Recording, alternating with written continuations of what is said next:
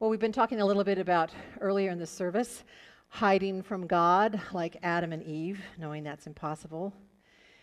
Finding a place to hide in God, the song we sang, which is from the Psalms at our prayer time, that there is a place in God that we can rest. We've also talked just now about maybe hiding from each other, even in plain sight, that time with the kids. We might be afraid or embarrassed or in some way challenged to show ourselves out in the world. But there is another way of hiding, another use of the word hiding that I want to talk about that is in the scriptures. You'll find it often in the Psalms and other expressive writings. The phrase is this: "Why do you hide your face from me, O Lord? Or do not hide your face from me, O God. Or I cannot see your face, O God. Why do you hide from me, O Lord?" It comes up again and again. It says something about the way in which we have this desire to be seen by God, to know that we are held by God and loved by God. The feeling that we cannot see God's face is, for me, a little bit like this video I'm going to show you. And I waited till most of the kids were out because it's a little bit disquieting.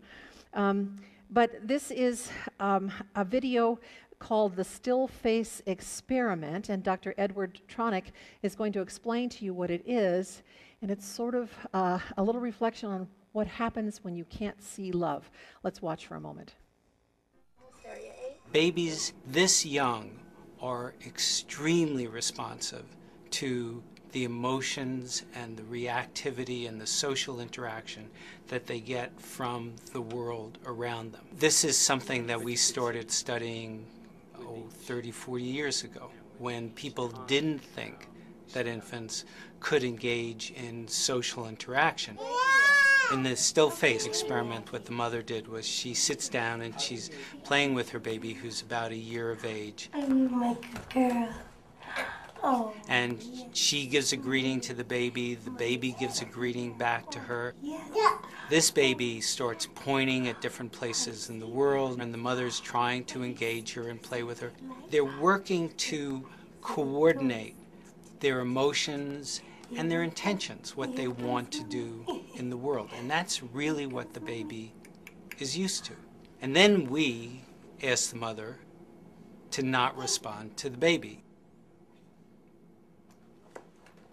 The baby very quickly picks up on this, and then she uses all of her abilities to try and get the mother back.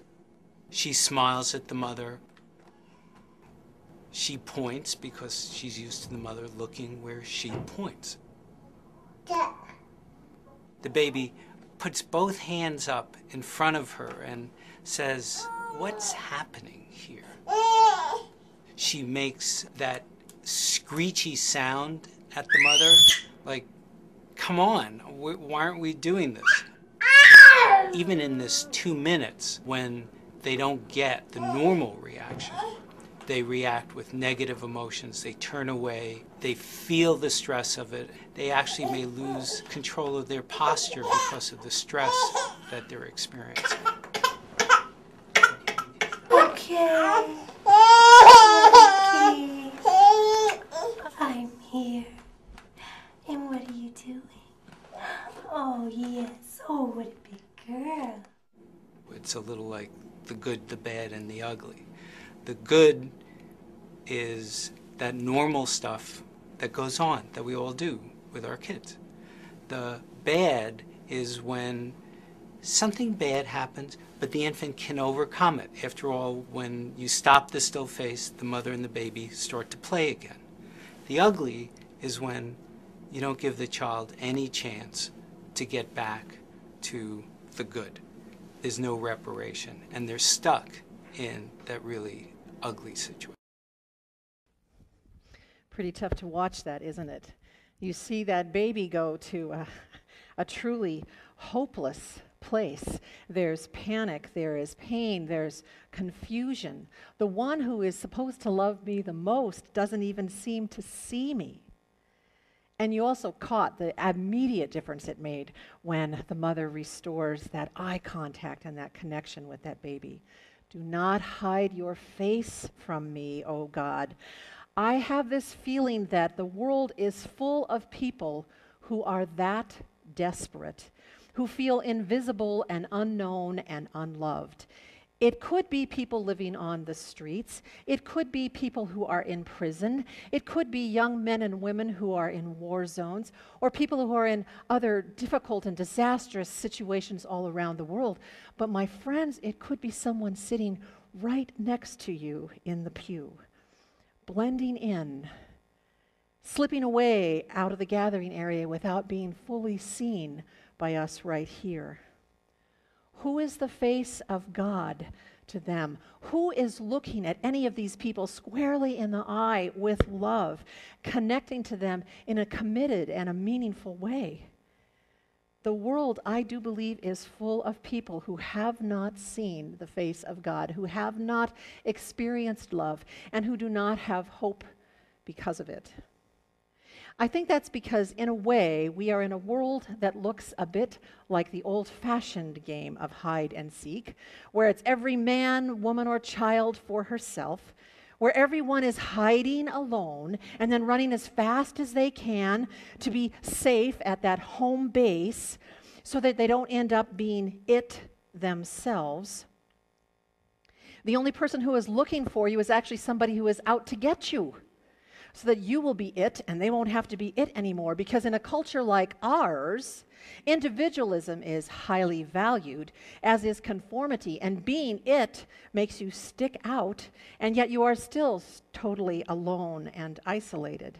So everybody's on the lookout in hide and seek, but nobody's really looking in each other's faces. That's for sure. And it is my belief that it is only when we look in each other's faces and truly see another person, looking directly in their eyes, that we see them for who they truly are. And in that moment, this is the beautiful thing, we may be offering them a glimpse of the face of God. Go back to that precious baby. What a difference it made immediately to be known and loved and to see love on that face. Okay, sometimes this isn't difficult at all. It just requires us to pay attention to who is around us, to look for either who is hiding in plain sight or who is struggling to be seen at all. But sometimes this is very challenging and can be life-changing. If you know the story of Sister Helen Prejean, the author of Dead Man Walking, you might have a case in point. She is presently one of the strongest voices advocating the abolition of the death penalty in our country. She authored the book Dead Man Walking back in 1982 after spending a great deal of time with death row prisoner Patrick Sonnier.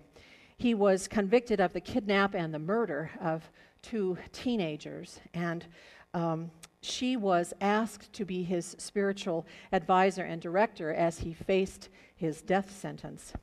She was reluctant in some ways. She did not realize that her life would be so transformed by getting to know him. Now, there was never a time when she excused or diminished his crimes. But what did happen was, in spending time with him, she began to see him for who he truly was. And she realized that he had never had the hope of love in his own life. When he was making his final walk to his execution, he was, as you might imagine, somewhat afraid and troubled and contrite. And she told him this. She said, when you are strapped in place and those curtains open up and you see that room full of witnesses, I want you to look at me. I want you to look in my eyes, because every person needs to be seen with eyes of love. And in this moment, I will be that for you. That's pretty tough.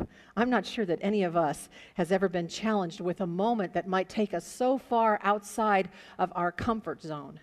But I have to tell you, if we are really seeking to find people who are hiding or looking for those who feel they can't be seen, I have no idea how that might change our lives.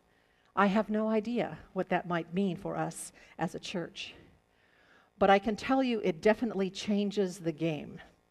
And it changes it from hide and seek in the old-fashioned sense to, well, I'm going to compare it to the game of sardines that is played by youth groups in churches everywhere.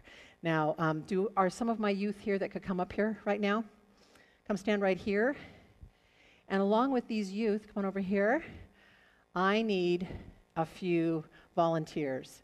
This will neither be embarrassing nor challenging. Bryce. Excellent, excellent. And Bryce has been called out also. Okay, very good. Now, in the game of sardines, just so you understand the rules, only one person hides and everyone else seeks. So let's see, Joel, we're going to have you be the hider. Would all of you just turn and kind of face that wall and cover your eyes? Let's give Joel a second to hide. Joel is looking. Their eyes are hiding.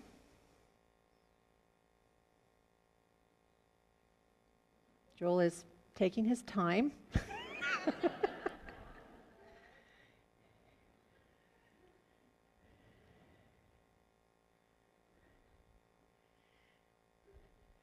So keeping your eyes hidden for a moment as I explain the rules, what happens then is these people are going to go out and they're going to start looking for Joel.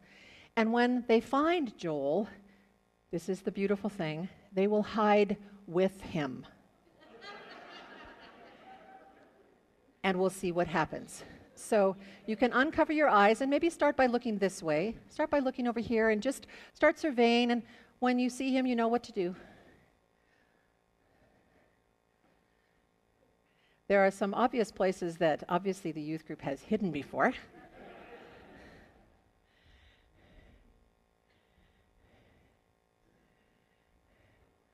Search is on.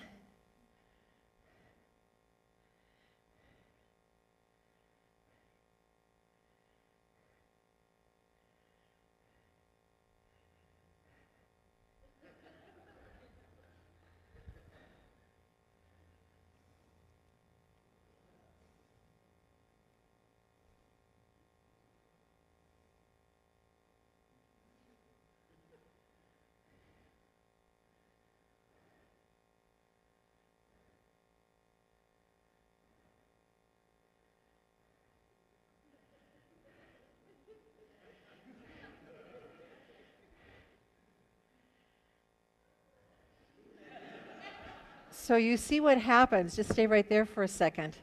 In hiding with someone, everybody is seeking the person that needs to be found. When they find him, they hide with him. And pretty soon, everybody is hiding there. And before you know it, there's no more hiding. Thank you very much for doing that for us. Now I have to tell you, I really think that this is just the sweetest little way of looking at what it's like to seek to be loving for each other in this life.